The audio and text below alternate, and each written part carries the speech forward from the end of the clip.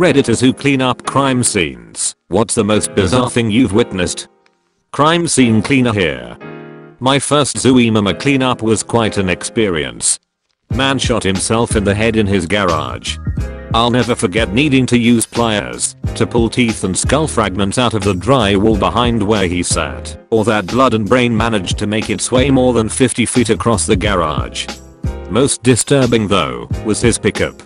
We chose to take it to our company wash bay to pressure wash it and make sure it was as clean as possible. I cleaned it myself and was satisfied that I had done well. Inspected for blood and couldn't find anything, so I began driving it back to the owner's garage. On the way back a slight drizzle began and switched on the wiper blades. Imagine my horror as a chunk of brain streaks across my newly cleaned windshield.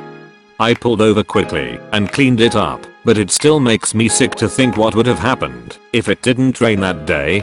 This man's poor wife or daughter would have been met with that sight and been crushed again by the impact of Zuimama. That 10 years ago, and I'll never forget it.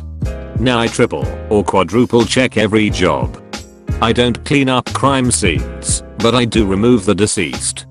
I can get into more accurate detail of the deceased, but here's some general stuff. Hoarders are a lot more common than they really should be, first of all. And it's never a clean hoard. It's piles of junk covered in several types of urine, sheet and vomit.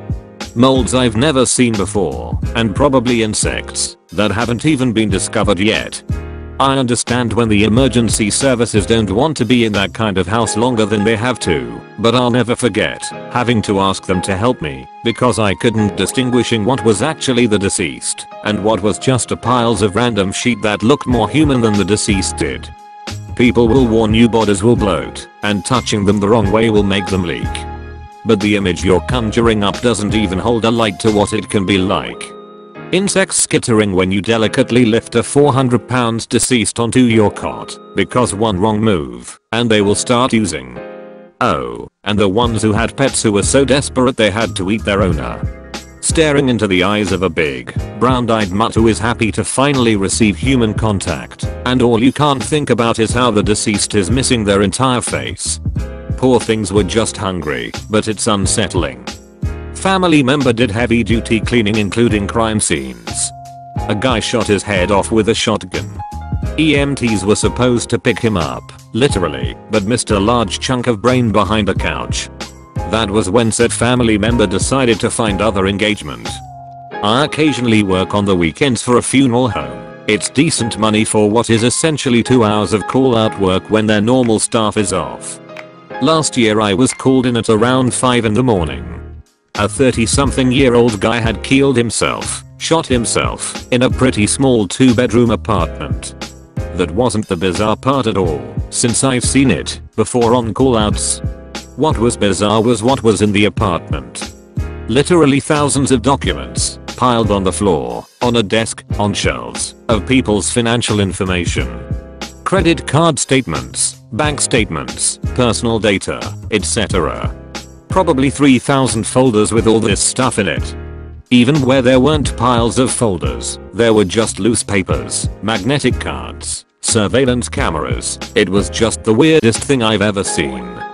And of course, some of these documents and folders had blood and brains spattered all over them. Didn't matter to me though, since the detective on scene had said it was fine to take the body. The police had to clear a path by collecting the papers from the route we would take from the door to the apartment to where he was. A couple of months later, it came out that the guy had over $1 million in cash and Bitcoin. Apparently the state police were onto him, and he decided he didn't want to try to run with his 7 figures or go to jail for what would have been probably less than 10 years. My job is to clear landmines.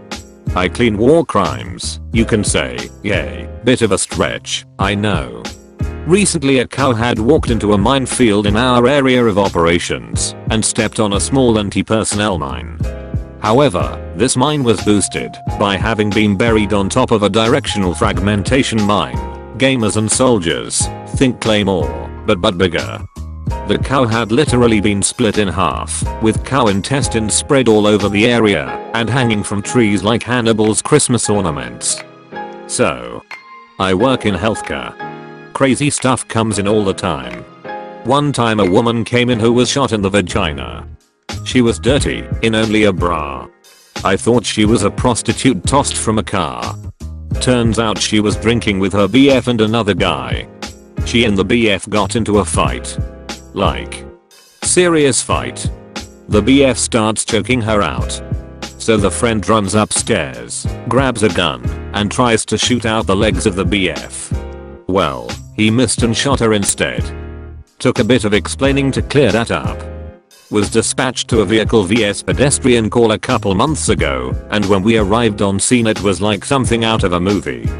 Dude was running across a fairly busy 4-lane road and was hit by a car traveling about 55 miles per hour. After his head went through the windshield of the first vehicle, he then proceeded to be thrown into the opposite lane and was ran over and dragged about 20 yards by another vehicle. Once the coroner was on scene with traffic investigations, we proceeded to pick up his organs bit by bit.